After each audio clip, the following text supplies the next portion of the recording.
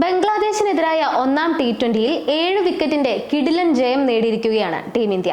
ഗ്വാളിയോറിലെ new Madhav Rao Scindia സ്റ്റേഡിയത്തിൽ നടന്ന കളിയിൽ 7 വിക്കറ്റിന്റെ ജയമാണ് ടീം ഇന്ത്യ നേടിയത്.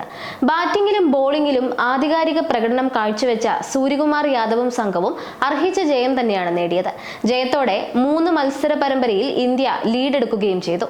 ഒന്നാം ടി20യിൽ ഇന്ത്യ ജയിച്ചെങ്കിലും IPLലെ 2 ഫ്രാഞ്ചൈസികൾക്ക് ഈ കളി വലിയ നിരാശയാണ് നൽകുന്നത്.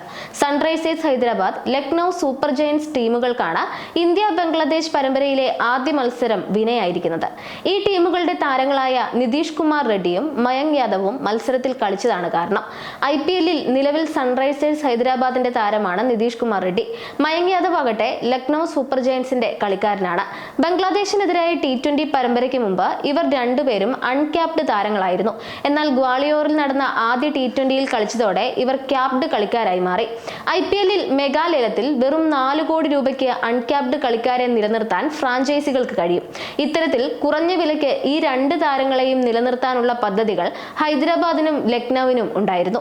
എന്നാൽ ക്യാപ്ഡ് താരങ്ങളായി മാറിയതോടെ ഇവരെ ഇനി അൺക്യാപ്ഡ് ലിസ്റ്റിൽ റിട്ടേൺ ചെയ്യാൻ ടീമുകൾക്ക് കഴിയില്ല.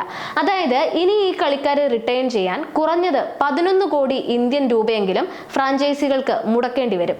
ഇക്കാരണം കൊണ്ട് തന്നെയാണ് ഇന്ത്യ ബംഗ്ലാദേശ് ആദ്യ ടി20യിൽ 2 IPL ടീമുകൾക്ക് പണി കിട്ടിയെന്ന് പറയേണ്ടി വരുന്നത്. അന്താരാഷ്ട്ര ക്രിക്കറ്റിലെ അരങ്ങേറ്റ മത്സരത്തിൽ 2 താരങ്ങളും മോശമല്ലാത്ത പ്രകടനമാണ് കാഴ്ചവെച്ചിട്ടുള്ളത്. വലങ്കയ്യൻ പേസ് ബൗളറായ മയങ്ക് യാദവ് 4 ഓവറുകളിൽ വെറും 21 റൺസ് വിട്ടുകൊടുത്ത് 1 വിക്കറ്റ് വീഴ്ത്തി. ഓൾറൗണ്ടറായ നിതീഷ് റെഡ്ഡിക്ക് 2 ഓവറുകളിൽ വിക്കറ്റ് വീഴ്ത്താൻ സാധിച്ചില്ലെങ്കിലും 15 റൺസ് എടുത്ത് പുറത്താകാതെ നിന്നു.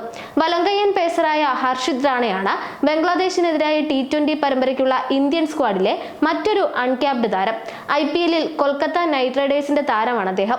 ടീമിന്റെ കഴിഞ്ഞ സീസണിലെ IPL കിരീട നേട്ടത്തിന് പിന്നിൽ ഹർഷിത് റാണ നിർണായക പങ്ക് വഹിച്ചിരുന്നു.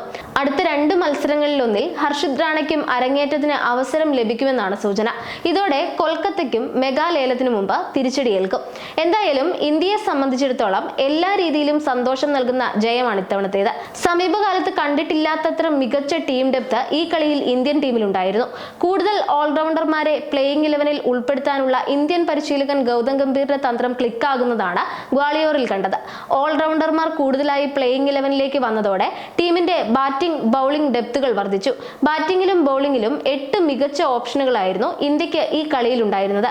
2 ഡിപ്പാർട്ട്മെന്റുകളിലും ഇന്ത്യക്കുണ്ടായിരുന്ന ഡെപ്ത് എതിർ ടീമിനെ പോലും ഞെട്ടിച്ചെന്നത് തീർച്ചയാണ്.